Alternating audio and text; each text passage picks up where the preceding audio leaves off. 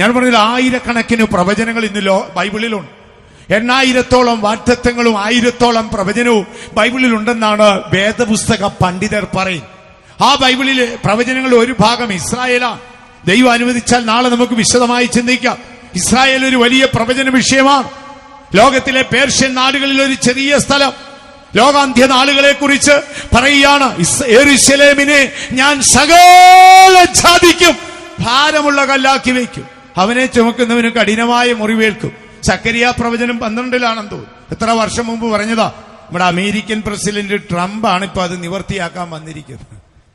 അദ്ദേഹം ഇലക്ഷന് നിന്നപ്പോൾ പരസ്യ പ്രഖ്യാപനം ചെയ്ത വിഷയങ്ങളിലൊന്നാണ്, ഞാൻ അമേരിക്കൻ പ്രസിഡന്റ് ആയാൽ ഇസ്രായേലിന്റെ തലസ്ഥാനം യെരൂശലേം നഗരമാണെന്ന് ലോകത്തിൽ പ്രഖ്യാപിക്കുന്നു. അധികം വയ്യാതെ യൂറോപ്പിനും അമേരിക്കയ്ക്കും അടി കിട്ടും, യാതൊരു സംശയവുമില്ല. കാര്യം യെരൂശലേമിനെ ഞാൻ സകല ജാതികൾക്കും ഭാരമുള്ള കല്ലാക്കും. ദൈവത്തിന് മഹത്വം ഉണ്ടാകട്ടെ. 168 കോടിയോളം വരുന്ന ഇസ്ലാം ആകെ പുകഞ്ഞു നിൽക്കുകയാണ്. ലോകമെമ്പാടും ഞെട്ടിവറയ്ക്കുകയാണ്. എന്താ പറഞ്ഞത്? യെരൂശലേമിനെ ഞാൻ സകല ജാതിക്കും ഭാരമുള്ള കല്ലാക്കി വയ്ക്കും, അതിനെ ചുമക്കുന്നവന് കഠിനമായ മുറിവേൽക്കും. അധികം വയ്യാതെ കിട്ടും. ബൈബിൾ സത്യമാണ്. അതിനെ ചുമക്കുന്നവൻ യൂറോപ്പായാലും അമേരിക്ക ആയാലും ലാറ്റിൻ അമേരിക്ക ആയാലും അവന് മുറിവേക്കും. ബൈബിൾ വളരെ വ്യക്തമായി പറയും. ഇസ്രായേൽ ഒരു വലിയ ഭീകര വിഷയമാണ്. ലോകത്തിന്റെ ഘടികാരമാണ്. ലോകത്തിന്റെ മധ്യവശത്താണ്. ഇന്ന് ലോകത്തിലെ സകല ജാതികളും വീക്ഷിക്കുന്ന അവനെയാണ്.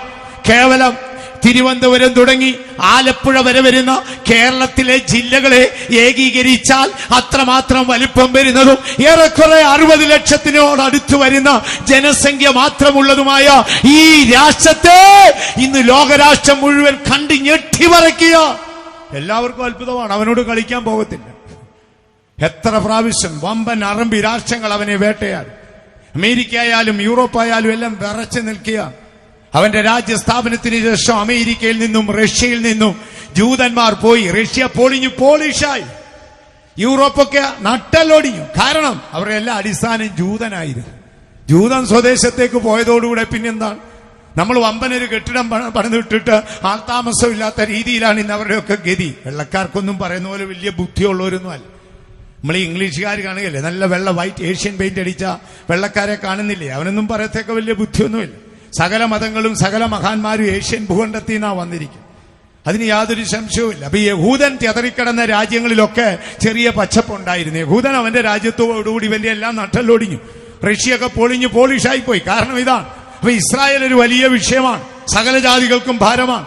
1948 സ്വദേശത്തേക്ക് വന്ന് ഒരു ചെറിയ കുടില് കെട്ടി പാർത്താരംഭിച്ചവർ ഇന്ന് ലോകത്തിലെ സകല രാഷ്ട്രങ്ങൾക്കും ലോകം നിയന്ത്രിക്കുന്ന UNOയ്ക്ക് പോലും ഭയം വരുമാറ് ഒരു ഭീകര തീപ്പന്തമായെങ്കിൽ ഇത് ലോകാവസാനത്തിന്റെ നാളുകളാണ്. അത് വിശ്വസിക്കുന്നവർ കരങ്ങൾ ഉയർത്തി ശക്തിയായിട്ട് ഒരു ഹല്ലേലൂയ പറഞ്ഞാട്ടെ. വലിയ അത്ഭുതമാണ്. അവന്റെ ചരിത്രമൊക്കെ പഠിച്ചാൽ നമുക്ക് വലിയ അത്ഭുതം. ഒരു കുഞ്ഞു രാഷ്ട്രമല്ല. അവൻ സ്ഥാപിക്കപ്പെട്ട് ഇന്ന് ലോകരാഷ്ട്രങ്ങളെല്ലാം ഞെട്ടി വരയ്ക്കുകയാണ്. അവന്റെ സമ്പൽഘടന കേട്ടാൽ അത്ഭുതമാണ്. കാർഷിക മേഖലയോ ഒരു കാലത്ത് അറബി ഒട്ടകത്തെ കെട്ടുകയും മുക്കുവൻ വല വിരിക്കുകയും കുറുക്കൻ രാപാർക്കുകയും ചെയ്ത ശാപപൂരിതമായ ഭൂമിയിൽ ഇസ്രായേൽ മടങ്ങി വന്നപ്പോൾ ഇന്ന് അവർക്ക് അവിടുത്തെ കനാനാണ്, സ്വർഗീയ അവസ്ഥയാണ്, പർദീസ്യാണ്. ലോകത്തിലെ ഏറ്റവും വലിയ കാർഷിക മേഖല അവിടെയാണ്. ഞാൻ അടുത്ത കാലത്ത് അവന്റെ കാർഷിക മേഖലയുടെ ഒരു ബുക്ക് വായിച്ചപ്പോൾ ഒരു തക്കാളിക്ക് 300 ഗ്രാം തൂക്കമുണ്ടെന്ന്. നിങ്ങളൊന്ന് ആലോചിച്ച്, 300 ഗ്രാം തൂക്കമാണ് ഒരു തക്കാളിക്ക്. നമ്മുടെ വേങ്ങൂരാണെങ്കിൽ 30 തക്കാളിക്കായി തൂക്കുന്നവനും കൂടെ കയറി ഇരുന്നാലാണ് 3 കിലോ ആകാൻ പോകുന്നത്. ഇതാണ് നമ്മുടെ കാർഷിക മേഖല. കണ്ടിട്ടില്ലേ?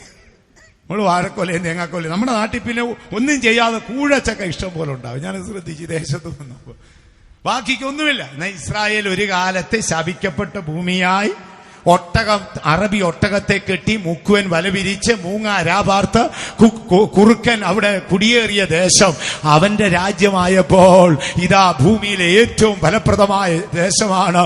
യോശുവയും കാലേബും ചേർന്ന് കനാൻ എന്ന മനോഹര ദേശത്തു നിന്ന് ഒരു മുന്തിരിക്കൊല അടത്തിയെടുത്ത് കമ്പിൽ കെട്ടി തോളിൽ ചുമന്ന് പാളയത്തിലേക്ക് കൊണ്ടുവന്നെന്ന് വായിച്ചപ്പോൾ അമ്പരപ്പ് തോന്നിയോ? എന്നാൽ ഇസ്രായേലിൽ ഇന്നത്തെ അവസ്ഥ അതാണ്. രഹസ്യമെന്ത്? യാതൊരു ദൃശ്യമല്ല. എസെക്കിയേൽ പ്രവചനം 36-ാം അധ്യായത്തിൽ പ്രവാചകനായ എസെക്കിയേൽ ഇസ്രായേൽ ദേശത്തോട് പറയുന്നു, ഇസ്രായേൽ മലകളെ, എന്റെ ജനം മടങ്ങി വരുവാൻ കാലം തികഞ്ഞിരിക്കൊണ്ട് നിങ്ങൾ കൊമ്പുകളെ നീട്ടി അവർക്ക് വേണ്ടി ഫലം കായ്പീൻ. നമ്മുടെ കേരളത്തോട് അങ്ങനെ ഒരു പ്രവചനം ഉണ്ടായിരുന്നെങ്കിൽ നമ്മുടെ നാട്ടിലെ വാഴക്കൊല 200 കിലോ തൂക്കം വന്നേനെ. പക്ഷെ ദൈവത്തിന്റെ സ്വന്തം നാടാണെങ്കിലും കേരളത്തോട് അങ്ങനെ ഒരു വാറ്റത്വമില്ല. എസെക്കിയേൽ പ്രവചനം 36 എത്രാം വാക്യം? 8-ാം വാക്യം വായിച്ചാൽ, നിങ്ങളോ ഇസ്രായേൽ പർവ്വതങ്ങളെ എന്റെ ജനമായ മക്കളെ ശ്രദ്ധിക്കുക. 2700ഓളം വർഷം മുൻപ് യെരൂശലേമിൽ നിന്നും ബാബിലോണിയ പ്രവാസത്തിൽ പോയ പ്രവാചകനായ എസ്കേൽ ലോകാന്ത്യ നാളുകളിലെ പ്രവചനമായി പറയുകയാണ്, ഇസ്രായേൽ പർവ്വതങ്ങളെ എന്റെ ജനം, എന്റെ ജനമായ ഇസ്രായേൽ വരുവാൻ അടുത്തിരിക്കൊണ്ട്, എന്റെ ജനമായ ഇസ്രായേൽ വരുവാൻ അടുത്തിരിക്കൊണ്ട് കൊമ്പുകളെ നീട്ടി അവർക്ക് വേണ്ടി ഫലം കായ്പീൻ, അവർക്ക് വേണ്ടി ഫലം കായ്പീൻ. ഇതുകൊണ്ടാണ് അവിടെ ഈ മുന്തിരിക്കൊലയൊക്കെ 150 കിലോ, വലിയ വാഴക്കൊലയൊക്കെ 200 കിലോ വരുന്നത്. കേരളത്തെ കുറിച്ച് അങ്ങനെ ഒരു പ്രവചനം ഇല്ല. ഉണ്ടായിരുന്നെങ്കിൽ നമുക്ക് വലിയ കപ്പയും ചേനയൊക്കെ നമുക്ക് പറിക്കാമായിരുന്നു. ഇത് നമ്മളിടുന്ന ചാണകത്തിന്റെ 1/3 നമുക്ക് തിരികെ കിട്ടും. നമ്മുടെ ഭൂമിയിലൊന്നും അതില്ല. പക്ഷെ അവന്റെ രാജ്യത്തുണ്ട്. ഒരു കാലത്തെ ശാപയോഗ്യമായി, ഞാൻ പറഞ്ഞല്ലോ, കുറുകൻ രാപാർത്ത് മുക്കുവൻ വലവിരിച്ച് അറബി ഒട്ടകത്തെ കെട്ടി ശാപപൂരിതമായ ഭൂമി ഇന്ന് സ്വർഗീയ തുല്യമായ ഏദൻ പർദീസയ്ക്ക് തുല്യമായതിന്റെ രഹസ്യം ഇസ്രായേലിനോട് പ്രവചനമാണ്. ഇനി ഇവന്റെ സാമ്പത്തികം നമുക്ക് നോക്കാം. ഇവന്റെ സാമ്പത്തികം ഭയങ്കരമാണ്. യെശയ്യാപ്രവചനം 61-ലാണോ ഒരു വാക്കില്ലേ, സമുദ്രമേ, എന്റെ ജനം മടങ്ങി വരാൻ കാലം തികഞ്ഞതുകൊണ്ട് സമുദ്രത്തിന്റെ സമ്പത്ത് അവന് കൊടുക്കണമെന്ന് വാക്യമുണ്ടോ? യെശയ്യാപ്രവചനം 63-ലോ ഒരു ഭാഗമുണ്ട്. അവിടെ പറയുകയാണ്, എന്റെ ജനം, നീ നിന്റെ ദേശത്ത് വരുമ്പോ സമുദ്രത്തിന്റെ സമ്പത്ത് നിന്റെ അടുക്കൽ വരും. സമുദ്രത്തിന്റെ സമ്പത്ത് നിന്റെ അടുക്കൽ വരുമെന്നൊരു പ്രവചനമുണ്ട്. പ്രവചനത്തിന്റെ രഹസ്യം എന്നറിയാം. പണ്ട് അബ്രഹാമിന്റെ സഹോദരപുത്രനായ ലോത്തും ഒന്നിച്ച് കനാൻ എന്ന ദേശത്തേക്ക് പോകുമ്പോൾ സോദോം എന്ന മനോഹര പട്ടണത്തില് പാപത്തിന്റെ ആഴം ഗ്രഹിക്കാതെ ഭക്തൻ അവിടെ യാത്ര ചെയ്ത് അവന്റെ കാലടികൾ സോദോമിൽ വഴുതിപ്പോയി. ദൈവത്തിന്റെ ന്യായവിധി സോദോമിൽ വന്നു. സ്വർഗത്തിലെത്തി ഇറങ്ങി ഒരു വലിയ മഹാസമുദ്രം പോലെ സോദം കിടന്ന സോദോം കത്തി ജ്വലിച്ച് ഒരു ചെറിയ ചാവുകടലായി. ചെറിയ ചാവുകടൽ കണ്ടോ വാക്യം? എന്റെ നിന്റെ ദേശത്ത് വരുമ്പോൾ സമുദ്രത്തിന് 60-ന് ശേഷമുള്ള ഭാഗങ്ങളാണ്. സമുദ്രത്തിന്റെ സമ്പത്ത് നിന്റെ അടുക്കൽ വരും. 60-11 വായിച്ചാൽ, ജാതികളുടെ സമ്പത്തിനെയും യാത്രാ സംഘത്തിൽ അവരുടെ രാജാക്കന്മാരെയും നിന്റെ അടുക്കൽ കൊണ്ടുവരേണ്ടതിന്. 5-ാം വാക്യം, അപ്പോൾ നീ കണ്ട് ശോഭിക്കും, നിന്റെ ഹൃദയം പിടച്ച് വികസിക്കും, സമുദ്രത്തിന്റെ ധനം നിന്റെ അടുക്കൽ ചേരും. എത്ര വർഷം മുമ്പ്? 2700 വർഷം മുമ്പ് യെശയ്യാപ്രവാചകൻ പറഞ്ഞു, സകല ജാതികളിൽ നിന്ന് നിന്നെ ഞാൻ തോളിലേറ്റി നിന്റെ ദേശത്ത് ഞാൻ നിന്നെ കൊണ്ടെത്തിക്കുമ്പോൾ സമുദ്രത്തിന്റെ സമ്പത്ത് നിന്റെ അടുക്കൽ വരും, കണ്ട് നിന്റെ ഹൃദയം ശോഭിക്കും. എന്തായി സംഭവം? ഇതാണ് ചാവുകടൽ. നമ്മൾ ഒരുത്തനെ എടുത്തെറിഞ്ഞാൽ മുങ്ങിത്താഴാത്തവണ്ണം കഠിനപ്പെട്ട് കിടക്കുന്ന ചാവുകടൽ. ശാസ്ത്രലോകത്തിന് അടിസ്ഥാനം പാകിയ ബ്രിട്ടീഷുകാർ ചാവുകടലിനെ അരിച്ചു പെറുക്കി തപ്പിയെടുത്തിട്ട് ഒന്നിനും കൊള്ളാത്ത കയ്പായ ഉപ്പാന്ന് പറഞ്ഞു പോയെടുത്ത് ഇന്ന് ഇസ്രായേലിന്റെ ഏറ്റവും വലിയ സമ്പത്താണ്. അത് റിസർച്ച് ചെയ്ത ഇസ്രായേൽ അമ്പരക്കുകയാണ്. കോടിക്കണക്കിന് ഡോളറിനുള്ള ആ സമ്പാദ്യങ്ങൾ അതിലുണ്ട്. ആറ്റമിക് ആയുധങ്ങൾ ഉണ്ടാക്കുന്ന യുറേനിയം, തോറിയം, പ്രൊട്ടച്ചീനിയം, മഗ്നീഷ്യം തുടങ്ങിയ വിലപ്പെട്ട ആ ധാതു ലവണങ്ങളുടെ അല്ലെങ്കിൽ വിലപ്പെട്ട സമ്പത്തുകളുടെ ഭണ്ഡാരമാണ് ഇന്നത്തെ ചാവുകടൽ. സംഭവം യാദൃശ്യമാണോ? എന്റെ ജനത്തെ ഞാൻ 4 ദിക്കിൽ നിന്നും കൂട്ടി അവരുടെ സ്വദേശത്തേക്ക് കൊണ്ടെത്തിക്കുമ്പോൾ സമുദ്രത്തിന്റെ സമ്പത്ത് അവന്റെ അടുക്കൽ വരും. അവൻ സ്വദേശത്ത് വരുമ്പോൾ കൊമ്പുകൾ നീട്ടി ഫലം കായ്ക്കും. അവന്റെ കാർഷിക മേഖല, സമ്പദ്ഘടന, ഇനി അവന്റെ സൈന്യമൊക്കെ പറയുന്നുണ്ട്. ഒരുത്തൻ 1000 പേരെയും 2 പേർ 10,000 പേരെ ഓടിക്കും. ഇന്ന് അറബ് രാഷ്ട്രങ്ങളെല്ലാം ഞെട്ടിവറച്ച് കിടക്കുകയാണ്. പുരാതന കാലത്ത് പാലസ്തീൻ ലീഡറും ഏതാണ്ട് 6 അറബി രാഷ്ട്രങ്ങളൂടെ ചേർന്ന് ഇസ്രായേലിനെ ആക്രമിച്ചു. കേവലം എണ്ണപ്പെട്ട ദിനങ്ങൾക്കുള്ളിൽ ഈ ഇസ്രായേൽ അവരെ ആക്രമിച്ച് കീഴടക്കി. ലോകം ഞെട്ടിപ്പോയി. ശ്രദ്ധിക്കുക സഹോദരങ്ങളെ, എപ്പോഴാണ് യേശു വരുന്നത്? അപ്പോൾ ബൈബിൾ പറയുന്നു, പ്രവാചകന്മാർ പ്രവചിച്ച പ്രവചനം നിവർത്തിയാകുമ്പോൾ യേശു വരും. യേശു പറയാൻ, നിങ്ങൾ അത്തിയെ നോക്കി ഒരു ഉപമ പഠിപ്പീൻ. അതിന്റെ ഇല തളിർക്കുമ്പോൾ വേനൽ അടുത്തെന്ന് നിങ്ങൾ അറിയുന്നില്ലയോ? ആരാണ് ഈ അത്തി? ഫലം തേടി വന്ന കർത്താവ് ഫലം കാണാതെ പോയപ്പോൾ ശപിച്ച അത്തിയാണ്. മശിഹായെ ക്രൂശിക്കുവാൻ പീലാത്തോസിന്റെ അരമനയിൽ നിർത്തുമ്പോൾ പീലാത്തോസ് പറഞ്ഞു, ഇവനൊരു നിർദോഷിയാണ്, ഞാൻ ഇവനിൽ കുറ്റകരം മരണകരമായ കുറ്റം കാണുന്നില്ല എന്ന് പറഞ്ഞപ്പോൾ ഇസ്രായേൽ പരിശുദ്ധകൾ അലറി, അവന്റെ രക്തം ഞങ്ങളുടെ മേലും ഞങ്ങളുടെ സന്തതിയുടെ മേലും വരട്ടെ.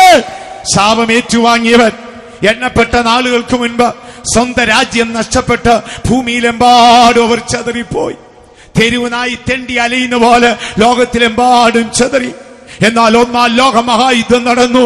ലോകരാഷ്ട്രങ്ങൾ ഞെട്ടിമറിച്ചു. ആയിരക്കണക്കിന് ആളുകൾ, ലക്ഷക്കണക്കിന് ജനങ്ങൾ മരിച്ചു. ആർക്കെന്തുണ്ടായി? ഇസ്രായേലിനെ ലോകമറിഞ്ഞു. രണ്ടാം ലോകമഹായുദ്ധം ഉണ്ടായി. 39 തുടങ്ങി 45 വരെയുള്ള രണ്ടാം ലോകമഹായുദ്ധത്തിൽ 5 കോടി ജനങ്ങൾ മരിച്ചു. പ്രശസ്തമായ പട്ടണങ്ങൾ ആച്ചമിക്കുന്ന മുൻപിൽ കത്തിജ്വലിച്ചു. ലോകത്തിന് എന്ത് കിട്ടി? ലോകം അയ്യോ യുദ്ധം വേണ്ടായെ നലറി വിളിച്ചു. പക്ഷെ ഇസ്രായേലിന് അവന്റെ രാജ്യം കിട്ടി. അതാണ് അത്ഭുതം. അത്തി തളിർത്തു ദൈവമക്കളെ, അത്തി തളിർത്തു. നമ്മുടെ യേശു വരാറായി. അത്തി തളിർത്തിരിക്കുന്നു. ലോകത്തിൽ എവിടേക്ക് നോക്കൂ, ജാതി ജാതിയോട് എതിർക്കുന്നു. ഇസ്രായേലായ അത്തി തളിർക്കുന്നു. ലോകരാഷ്ട്രങ്ങൾ കണ്ടുപിടുത്തങ്ങളെല്ലാം നടക്കുന്നു. ഞാൻ മുമ്പേ നിങ്ങളോട് പറഞ്ഞില്ലേ, ശാസ്ത്രമാണെന്നിത്. ശാസ്ത്രമാണ്, ശാസ്ത്രം കണ്ടെത്തിയെന്നല്ലേ പറയുന്നു? അല്ല, ഈ നിവർത്തികളെല്ലാം ബൈബിൾ പ്രവചനത്തിന്റെ നിവർത്തികളാണ്. നമ്മുടെ യേശു വരാറായി. യേശുവിന്റെ വരവ് നാം അടുത്തുപോയി. ഞാൻ പ്രതീക്ഷിക്കുന്നു ഈ തലമുറ കർത്താവിന്റെ വരവിനെ കാണും. വിശുദ്ധ ബൈബിളിലെ പ്രവചന നിവർത്തിയുടെ ചരിത്ര പശ്ചാത്തലത്തിൽ നിന്നുകൊണ്ട് ഞാൻ സധൈര്യം ഇന്ന് രാത്രി വിളിച്ചു പറയാം, ദൈവത്തിന്റെ വചനം സത്യമാണ്. ഇതിലെ പ്രവചനങ്ങളിൽ ഏറെക്കുറെ 94% പ്രവചനം നിറവേറി കഴിഞ്ഞു. ബാക്കിയൊക്കെ ഇപ്പൊ നടന്നുകൊണ്ടിരിക്കുക. ലോകത്തിലെ വലിയ ഒരു ടൂറിസ്റ്റ് കേന്ദ്രമാണല്ലോ ഇസ്രായേൽ. യഹൂദന്റെയും ഇസ്ലാമിന്റെയും ക്രൈസ്തവന്റെയും പുണ്യദേശമാണ്. ലക്ഷക്കണക്കിന് ഒരു ദിവസം വരും. എന്നുകൊണ്ടല്ലേ ഇസ്രായേൽ ഒരു ടാക്സ് കൊണ്ടുവന്നുണ്ട്. കത്തോലിക്കനും വ്യാഖോക്കാരനും എല്ലാം കൂടെ ചേർന്ന് കർത്താവിന്റെ ജനന സ്ഥലത്തെയും മരണസ്ഥലത്തെയൊക്കെ പള്ളി പൂട്ടിയിരിക്കുകയാണ്. കാര്യം ഒരു ദിവസം അവിടെ ഇസ്രായേൽ ഗവൺമെന്റിന് വരുന്നത് കോടിക്കണക്കിന് ഡോളറാണ്. അതുകൊണ്ട് ലോക്ക് ചെയ്തിട്ടിരിക്കുകയാണ്. മേളിൽ നിന്ന് അറിയിപ്പ് ഉണ്ടായിട്ട് തുറക്കും. ഇന്നത്തെ മനോരമയിൽ ഉണ്ടായിരുന്നു, ഏതോ ന്യൂസിൽ ഞാൻ കണ്ടിരുന്നു. ദൈവത്തിന് മഹത്വം ഉണ്ടായി. ലോകത്തിലൊരു വലിയ അത്ഭുതമായി മാറിയിരിക്കുകയല്ലേ. ഇത് ഏറ്റവും വലിയ ടൂറിസ്റ്റ് കേന്ദ്രമാണ്. ഇപ്പോഴും നമ്മുടെ നാട്ടിൽ പോലും അനേകർ മരണത്തിന് മുമ്പ്, ഈ അടുത്ത കാലത്തൊരു അപ്പച്ചൻ എന്നോട് പറഞ്ഞു, ലോകത്തിൽ ഒരേ ആഗ്രഹമുള്ളൂ വാസ്തവച്ച, എനിക്ക് ഇസ്രായേലിൽ പോയി എന്റെ യേശുവിന്റെ കാൽപാദം ചവിട്ടിയ ഭൂമി എന്ന കാണണം. എനിക്ക് വലിയ സന്തോഷം തോന്നി. പോയോ ഇല്ലയോ എനിക്ക് അറിഞ്ഞുകൂടാ, അതെന്റെ ആഗ്രഹമാണ്. ഇതുപോലെ ജൂതനും ക്രൈസ്തവനും ഇസ്ലാമികനും ഒക്കെ പുണ്യദേശമാണ്. ഇത് ലോകത്തിലെ ഏറ്റവും വലിയ ടൂറിസ്റ്റ് കേന്ദ്രമാണ്. അടുത്ത കാലത്ത് അമേരിക്കയും ഇസ്രായേലും കൂടെ ചേർന്നിട്ട് അവിടെ ഒരു ഒലിവുമലയുണ്ട്. നമ്മുടെ വാഴ്ത്തപ്പെട്ട മശിഹ സ്ലീഹന്മാരെ അനുഗ്രഹിച്ചു പോയ സ്ഥലമാണ്. പുണ്യസ്ഥലമാണ്. അവിടെ വലിയൊരു ടൂറിസ്റ്റ് കേന്ദ്രം പണിയുകയാണ്. അപ്പോൾ ഈ മനോഹരമായ മലയ്ക്ക് ക്ഷതം വരാതെ ടൂറിസ്റ്റുകളെ ആകർഷിക്കാനും വരുന്നവർക്ക് വന്നു പാർക്കുവാനുള്ള ഹോട്ടൽ ക്രമീകരണത്തിനൊക്കെ അമേരിക്ക ഇങ്ങനെ റിസർച്ച് ചെയ്ത് എക്കോ റേഡിയേഷൻ രശ്മി ഉപയോഗിച്ച് ഇങ്ങനെ ഈ ഭൂമിയുടെ ഈ മലയുടെ ഉൾവശം നോക്കിയാണ് ഇത് എത്രമാത്രം സുരക്ഷിതമാണ്, നമ്മൾ കെട്ടി ഉയർത്തുന്ന ഈ കെട്ടിടങ്ങൾ നിൽക്കുമോ എന്നുള്ളത് നോക്കി റിസർച്ച് ചെയ്തപ്പോൾ അവർ കിട്ടിയത് ഞെട്ടിപ്പോയി. എന്ന് പറഞ്ഞാൽ അതിന്റെ ഉള്ളിലെ ചെതൽപ്പുറ്റ പോലെയുള്ള ലക്ഷക്കണക്കിന് ഗുഹകളാണ്. എന്തൊരു അത്ഭുതം! പെട്ടെന്ന് അവർ അമ്പരന്ന് പോയി. ഇതെന്താണ് ഈ സംഭവം? മാത്രമല്ല, ഈ മല ഇങ്ങനെ മൂളിക്കൊണ്ടിരിക്കുകയാണ്. വലിയ ഭീകരമായ അഗ്നിപർവ്വതങ്ങൾ മൂളും പോലെ ആ എക്കോ സൗണ്ടിനുള്ളിൽ അവർ കേട്ടു. ഈ പർവ്വതത്തിന്റെ ഉള്ളിൽ, മലയുടെ ഉള്ളിൽ മൂളിക്കൊണ്ടിരിക്കുക. മാത്രമല്ല, ആയിരക്കണക്കിന് ചെതൽപ്പുറ്റ പോലുള്ള അറകൾ അവരുടെ ക്യാമറയിൽ കിട്ടുകയാണ്. ശാസ്ത്രജ്ഞന്മാർ റിസർച്ച് അവസാനിപ്പിച്ചു. രഹസ്യം എന്തെന്നറിയാമോ? ഈ ഒലിവുമല എത്രയും വേഗം രണ്ടായി പിളർന്നു പോകും. സക്കറിയാവ് പറഞ്ഞു, കിഴക്ക് അവന്റെ കാൽ ഒലിവുമലയിൽ ചവിട്ടും, അപ്പോൾ ഒലിവുമല രണ്ടായി പിളർന്നു പോകും. അതിന്റെ മുന്നോടിയായി മൂളി തുടങ്ങിയിരിക്കുന്നത്. നമ്മളിപ്പോഴും ഒരു ദൈവവചനം കേൾക്കുമ്പോൾ മൂളിക്കൊണ്ടിരിക്കരുതേ, യേശു വരാറായി കേട്ടോ. നമ്മൾ ചിന്തിക്കുന്ന പോലൊന്നുമല്ല.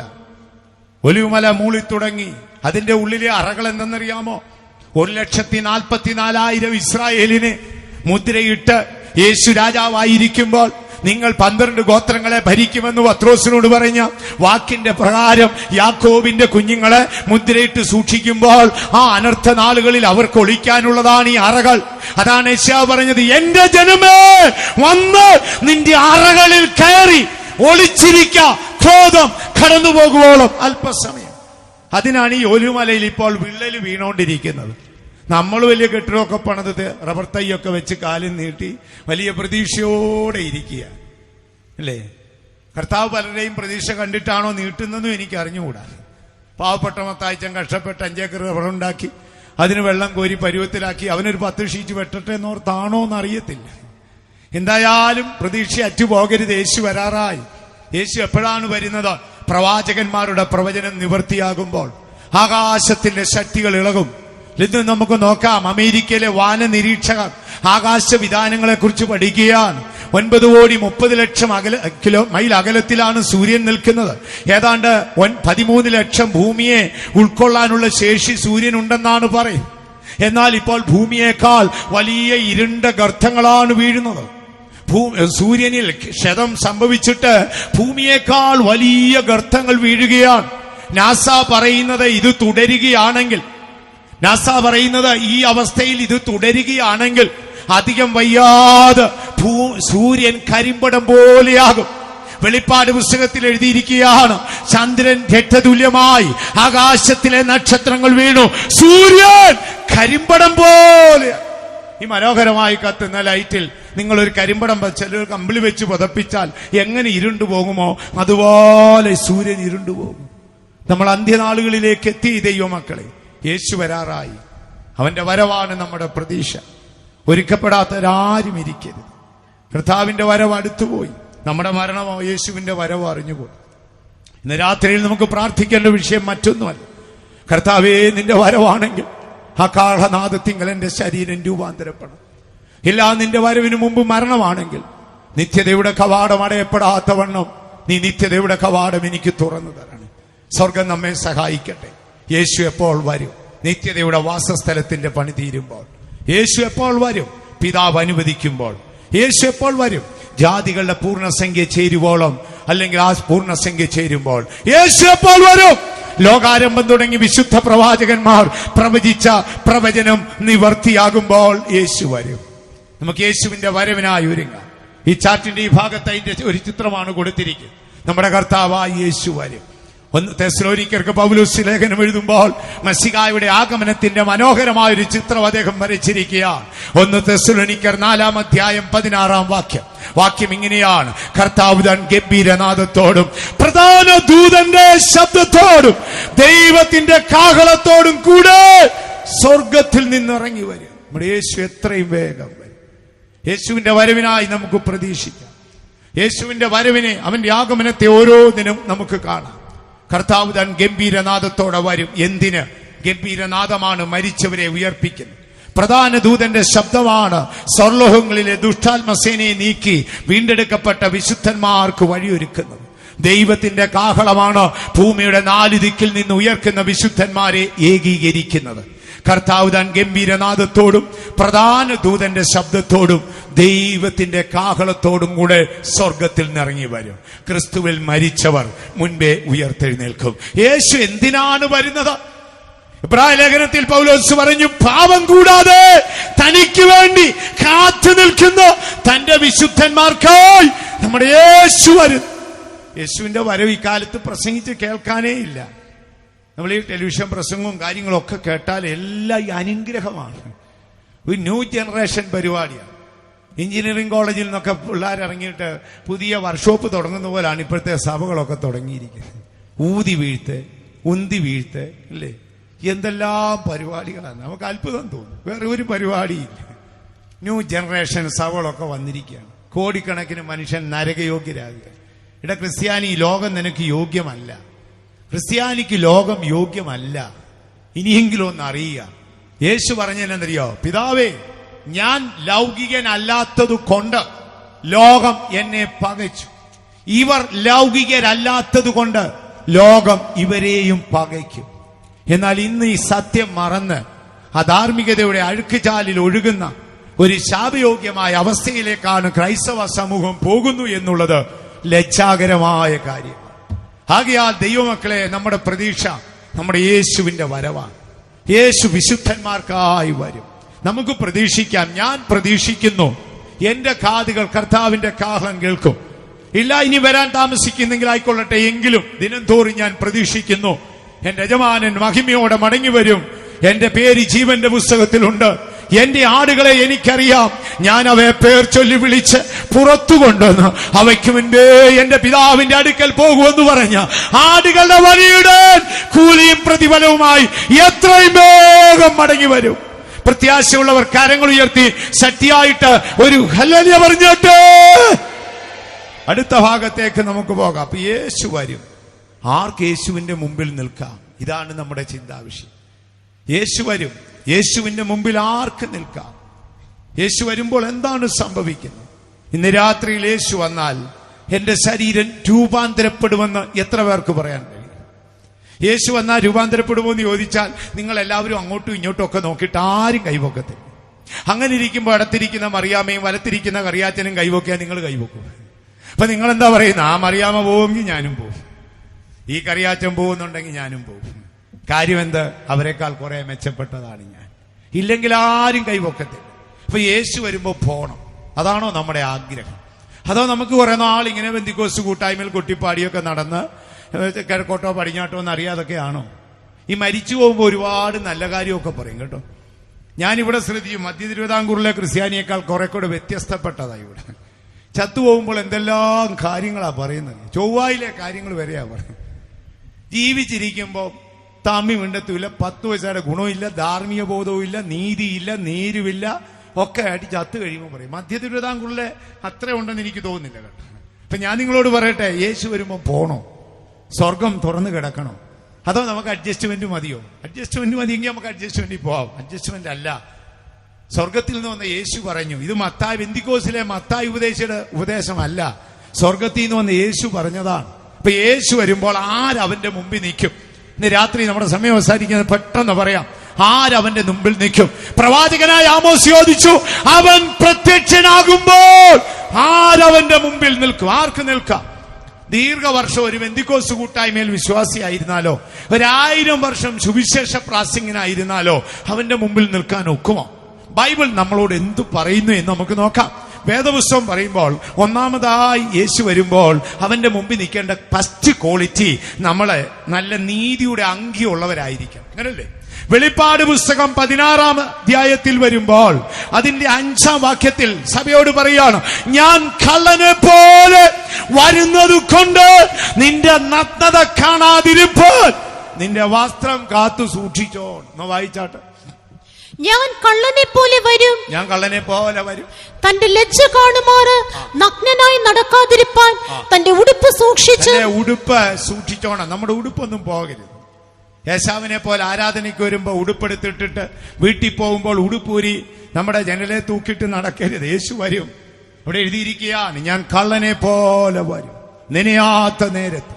നീ എന്റെ മുൻപിൽ നിന്റെ ആത്മാവ് ആദാം എന്ന ആദിമ മനുഷ്യനെ ആദാമേ ആദാമേ എന്ന് ദൈവം വിളിച്ചപ്പോൾ ആദാം ദുഃഖിതനും ലജ്ജിതനും നഗ്നനുമായി ദൈവത്തിന്റെ കാലച്ച കേട്ട് ഓടി ഒളിച്ചിട്ട്, അയ്യോ ദൈവമേ ഞാൻ നഗ്നനെന്ന് അലറി വിളിക്കുമ്പോൾ മശിഹാ കാഹളധ്വനിയോടെ മടങ്ങി വരുമ്പോൾ നിന്റെ ആത്മാവ് നഗ്നനായി തീരാതിരിപ്പോൾ നീ നിന്റെ അങ്കി സൂക്ഷിച്ചു കൊള്ളണം. എന്തങ്കിയാണ് ഇത്? നീതിയുടെ അങ്കിയാണ്. കർത്താവായ യേശുവിൽ വിശ്വസിച്ച് നീ ആ നീതിയുടെ അങ്കി ധരിക്കണം, രക്ഷാവസ്ത്രം ധരിക്കണം, സ്തുതി എന്ന മേലാട നീ സൂക്ഷിക്കണം. പലരും ഒരിക്കൽ വസ്ത്രം മേടിച്ച്, നമ്മൾ ഈ മഹാരാഷ്ട്രയിലൊക്കെ ചെന്നാലേ അവിടെ ഇലക്ഷനൊക്കെ വരുമ്പോ ഈ ഇലക്ഷന് നിൽക്കുന്നവര് ഒരു മുണ്ട് കൊടുക്കും. പിന്നെ ഇവൻ ഈ മുണ്ടഴിക്കത്തോ അലക്കത്തൊന്നുമില്ല. ഞാനൊരിക്കൽ അവിടെ ഒരു മീറ്റിങ്ങിന് പോയപ്പോഴേ പലരെയും കണ്ട് എനിക്ക് അത്ഭുതം തോന്നി. അപ്പൊ അവിടുത്തെ പാസ്റ്റർ പറഞ്ഞു, നമ്മളെ കേരളത്തിലെ കാര്യമൊന്നും ഇത്രയും കട്ടിക്ക് പറയണ്ട, ഇവിടെ ഇങ്ങനെയൊക്കെ വെക്കും. കഴിഞ്ഞ ഇലക്ഷന് MP ആരാണ്ട് കൊടുത്തൊരു ഒരു മുണ്ട് അത് കൊടുത്തതാണ്. ഇനി അടുത്ത ഇലക്ഷൻ വരുമ്പോഴേ ഇവ മുണ്ട് മാറത്തും.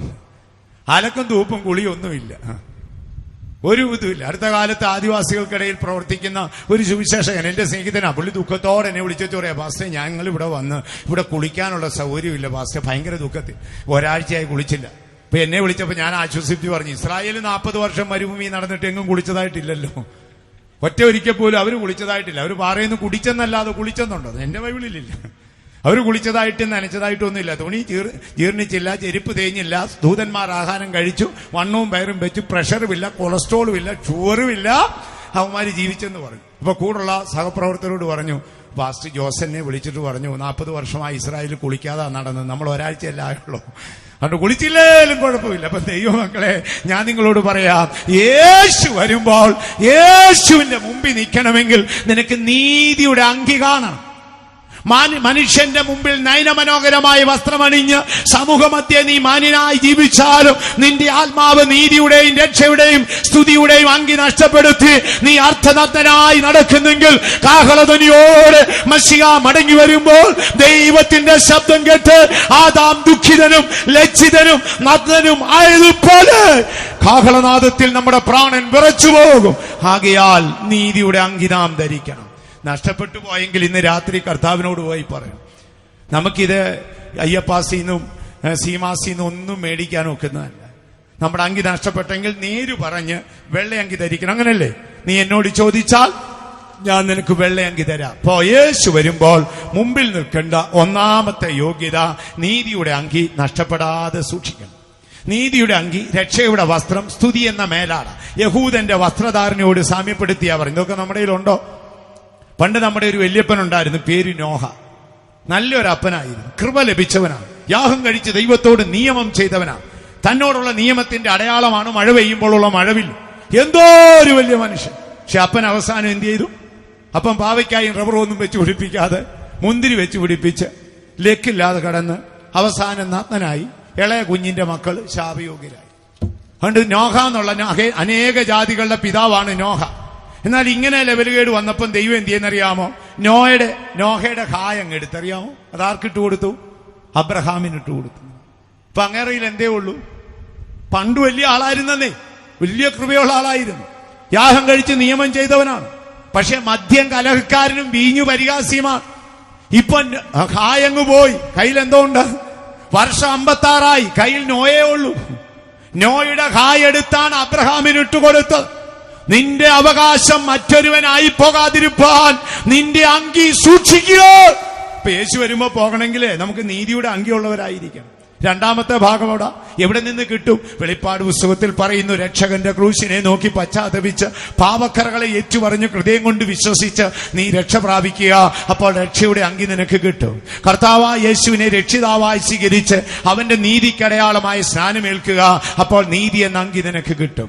വീണ്ടും നമുക്ക് അടുത്ത ഭാഗത്തേക്ക് വരാം. യേശു വരുമ്പോൾ നമുക്ക് മുൻപിൽ നിൽക്കാനുള്ള യോഗ്യത 1 യോഹന്നാൻ 3-ാം അധ്യായത്തിന്റെ 3-ാം വാക്യം. അങ്ങനല്ലേ? കുഞ്ഞുങ്ങളെ, അവൻ വരും, അവനെ കാണും, കാണുമ്പോൾ അവനോട് സദൃശ്യന്മാരായി തീരും. അടുത്തത് ഈ പ്രത്യാശയുള്ളവൻ. ഏത്? യേശു വരുമെന്നും യേശുവിനെ കാണുമെന്നും കാണുമ്പോൾ യേശുവിനോട് തുല്യനാകുമെന്നും ഈ പ്രത്യാശയുള്ളവൻ. അടുത്തത് അവൻ നിർമ്മലനായിരിക്കും പോലെ നിർമ്മലന്മാരാകും. നമുക്കൊക്കെ പൗലോസ്ലീഹയുടെ ഒരു വാക്കിന്റെ തുമ്പത്താ പിടിച്ചിരിക്കും. പിന്നെ നാം എല്ലാവരും കൂടെ അങ്ങ് പോകും, അല്ലേ? അതൊരാശ്വാസമാണ്. കേൾക്കുമ്പോഴേ നമുക്കൊരാശ്വാസമുണ്ട്. അങ്ങനെ വാക്കില്ലേ? പിന്നെ നാം എല്ലാവരും കൂടെ അങ്ങ് പോകും. എങ്ങനെ? ഇവിടെ കിടന്നാലും ഇല്ലേ? വായിച്ചേ, അവൻ ഇത് വായിച്ചാട്ടെ. യോഹന്നാൻ എഴുതിയ ലേഖനം 3-ാം അധ്യായത്തിന്റെ എത്രാം വാക്യം? 3-ാം വാക്യം. അവനിൽ ഈ പ്രത്യാശയുള്ളവനല്ല. എന്താ പ്രത്യാശ? മേളിലത്തെ വാക്യം, അവൻ വരും, അവനെ കാണും, അവനോട് സദൃശ്യന്മാരായി തീരും. അടുത്തത് അവൻ വരുമെന്നും അവനെ കാണുമെന്നും കാണുമ്പോൾ അവനോട് സദൃശ്യരാകുമെന്നും ഈ പ്രത്യാശയുള്ളവർ. യേശു വന്ന് അവനെ കണ്ട് അവനെ പോലെ ആകുമെന്ന് പ്രത്യാശയുള്ളവർ. അടുത്തത് അവൻ നിർമ്മലനായിരിക്കുന്നത് പോലെ, അവൻ നിർമ്മലനായിരിക്കും പോലെ തന്നെ തന്നെ നിർമ്മലീകരിക്കുന്നു. യേശു വരുമ്പോൾ ആർക്ക് മുമ്പിൽ നിൽക്കാം? നിർമ്മലന്മാർ. എന്താണ് ഈ നിർമ്മലന്മാർ? അത് മനസാക്ഷിയുടെ നിർമ്മലതയാണ്. അഗ്രിപ്പായേ, എനിക്ക് ദൈവത്തോടും മനുഷ്യനോടും കുറ്റമറ്റ മനസാക്ഷിയും. യേശു വരുമ്പോൾ നമ്മുടെ ശരീരം രൂപാന്തരപ്പെടണമോ? ദൈവത്തോടും മനുഷ്യനോടും കുറ്റമറ്റ മനസാക്ഷി കാക്കാൻ. മനസാക്ഷി ഉണ്ടെങ്കിൽ നിനക്ക് ആത്മധൈര്യം ഉണ്ടാകും. ആത്മധൈര്യം ഉണ്ടെങ്കിൽ നിനക്ക് ഉറപ്പുള്ള വിശ്വാസം ഉണ്ടാകും. ഉറപ്പുള്ള വിശ്വാസം ഉണ്ടെങ്കിൽ നിനക്ക് ജീവനുള്ള പ്രത്യാശ ഉണ്ടാകും. മനസ്സാക്ഷി നഷ്ടപ്പെടുമ്പോൾ നിന്റെ ആത്മധൈര്യം പോകും. ആത്മധൈര്യം പോകുമ്പോൾ ഉറപ്പുള്ള വിശ്വാസം പോകും. പിന്നെ ജീവനുള്ള പ്രത്യാശയും പോകും. പിന്നെ ഒരു അഡ്ജസ്റ്റ്മെന്റിലാണ്. കുട്ടനാട്ടിൽ പോയാൽ പിണ്ടിച്ചങ്ങാടത്തിൽ ആന കയറിയതുപോലാണ് പിന്നെ അവന്റെ ക്രിസ്തീയ ജീവിതം. ചവിട്ടുനടൻ പൊളിയും, ചവിട്ടുനടൻ താഴും. അതല്ല സഹോദരങ്ങളെ, മനസാക്ഷിയുടെ നിർമ്മലത കാക്കുക. മനസാക്ഷിക്ക് എവിടെയെങ്കിലും മുറിവേറ്റെന്ന് ബോധ്യപ്പെട്ടാൽ ദൈവത്തിന്റെ മുമ്പിൽ നോടി ഒളിക്കാതെ കർത്താവിന്റെ കാൽവറിയെ ഓർത്ത് നീ വിശ്വാസത്തോടെ നിന്റെ പാപങ്ങളെ ഏറ്റുപറഞ്ഞ് പുത്രൻ തമ്പുരാന്റെ പരിശുദ്ധനം കൊണ്ട് മനസാക്ഷിയെ കഴുകി നിന്റെ ആത്മാവിനെ പുതുക്കി ജീവിക്കുക. യേശു വരാറായി. ഇനി യേശു വരുമ്പോൾ അടുത്ത കോളിച്ചേതാണ്? അപ്പോസ്തലനായ പൗലോസ് ഫിലിപ്പിയർക്ക് ലേഖനം എഴുതുമ്പോൾ ക്രിസ്തുവിന്റെ നാളിലേക്ക് നിർമ്മലന്മാരും ഇടർച്ചയില്ലാത്തവരും നീതിയുടെ ഫലം നിറഞ്ഞവരുമായി ജീവിക്കണം. യേശു വരുമ്പോൾ നമ്മുടെ ശരീരം രൂപാന്തരപ്പെടണമെങ്കിൽ നമ്മൾ നീതിയുടെ ഫലം നിറഞ്ഞവരായി ജീവിക്കണം.